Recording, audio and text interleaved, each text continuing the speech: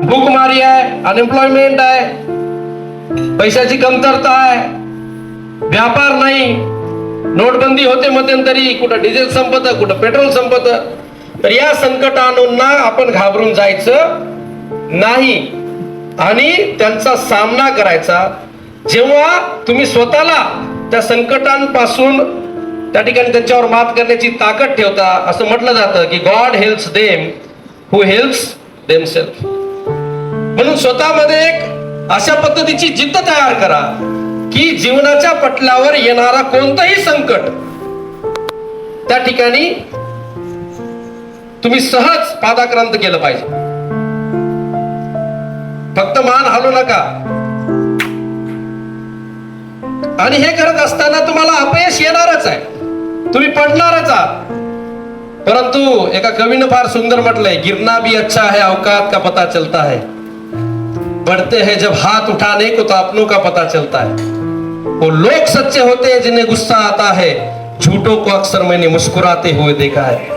सीख रहा हूं मैं अब भी इंसानों को पढ़ने का हुनर, क्योंकि इंसानों के चेहरे पर किताबों से ज्यादा लिखा होता है. बरोबर आहे की नाही? पडलं पाहिजे. जोपर्यंत तुम्ही पडणार नाही, जोपर्यंत तुम्हाला जखमा होणार नाही, जोपर्यंत तुम्हाला अपयश येणार नाही, तोपर्यंत यशाची खरी किंमत तुम्हाला कळणार नाही. म्हणून तुम्ही पडल्यानंतर हार मानायची नाही. अटल बिहारी वाजपेयींचं फार सुंदर एक स्लोगन आहे, क्या हार में क्या जीत में किंचित नहीं भयभीत में, कर्तव्य पथ पर चल पड़ा यह भी सही वह भी सही, वरदान नहीं मांगूंगा हो कुछ भी मगर हार नहीं मानूंगा. कळतंय? कळतंय? काल परवा फार सुंदर चित्रपट तुम्ही पाहिलाय, छावा. कवी कलश राजे संभाजींना काय म्हणतात? कोणती कविता म्हणतात? मन के जीते जीत है, मन के हारे हार, हार गए जो बिन लड़े उन पर है धिक्कार, और उन पर है धिक्कार जो देखे ना सपना, सपनों का अधिकार है असल अधिकार है अपना. तू भोर का पहला तारा है, तो परिवर्तन का नारा है, ये अंधकार कुछ पल का है बाकी सब कुछ तुम्हारा है. तू माटी का लाल है, कोई कंकड़ या धूल नहीं, तू समय बदल के लिख देगा, इतिहास लिखेगा भूल नहीं. लक्षात आलं? मी हे तुम्हाला का सांगतोय? कारण वयाच्या तुम्ही या उंबरठ्यावर आहात की काय चुकीचं आहे, काय बरोबर आहे, हे निवड तुम्ही करू शकत नाही. थोड्या भांबावलेल्या परिस्थितीमध्ये तुम्ही आहात, परंतु या परिस्थितीमध्ये तुम्हाला स्थिर राहावं लागेल, तुम्हाला तुमचं मन मजबूत करावं लागेल, तुम्हाला वज्राप्रमाणे कठोर बनावं लागेल.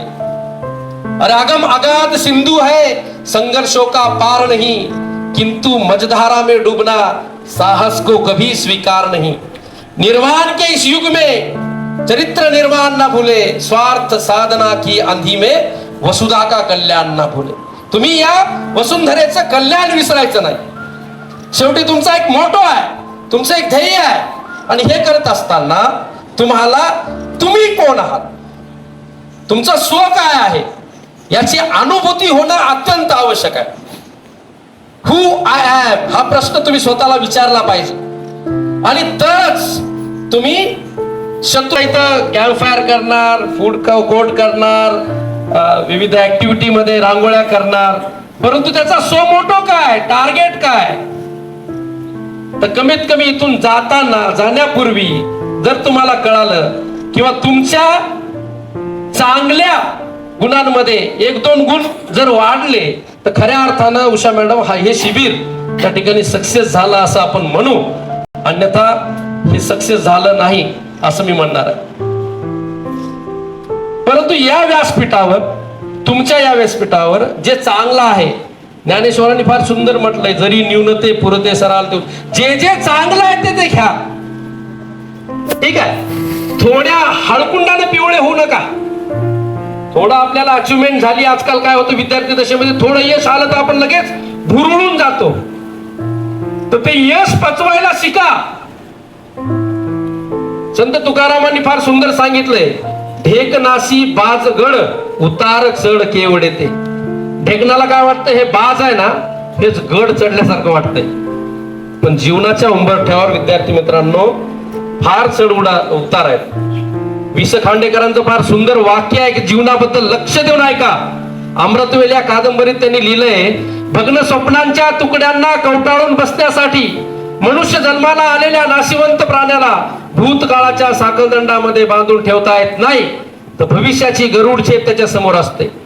एखादं स्वप्न पाहणं, ते फुलवणं, ते सत्यसृष्टीमध्ये आणण्यासाठी धडपडणं, त्या धडपडण्यातील आनंद लुटणं आणि दुर्दैवानं ते स्वप्न भंग पावलं तर रक्ताळलेल्या पावलानं पुन्हा दुसऱ्या स्वप्नामाग लागणं, यालाच मनुष्याची रीत म्हणतात आणि यालाच जीवन म्हणतात.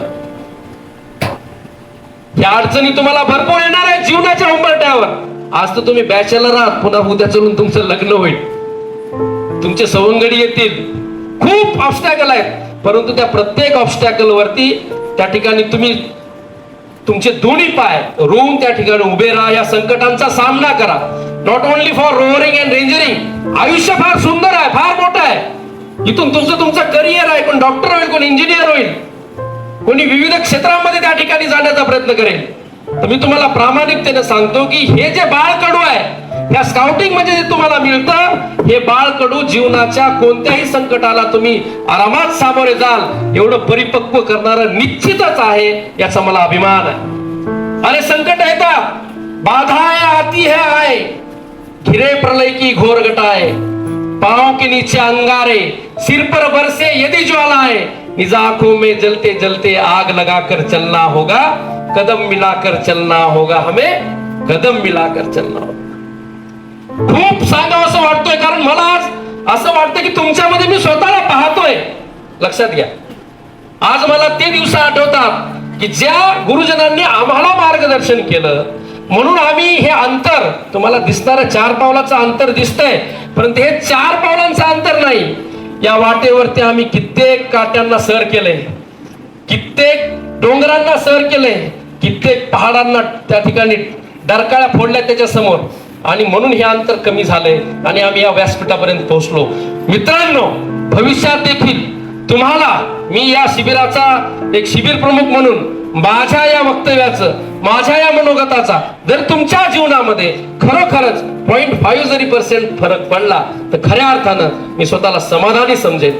या ठिकाणी अधिक तर तुम्हाला बोलणार नाही, बोलणारच आहे 4 दिवस, परंतु आमच्या उषा मॅडम म्हणतील, आमच्या केंद्रीय सरने एकदा जर माईक हातात घेतला तर मग हे कॉक्रोच गँग सारखेच आहे.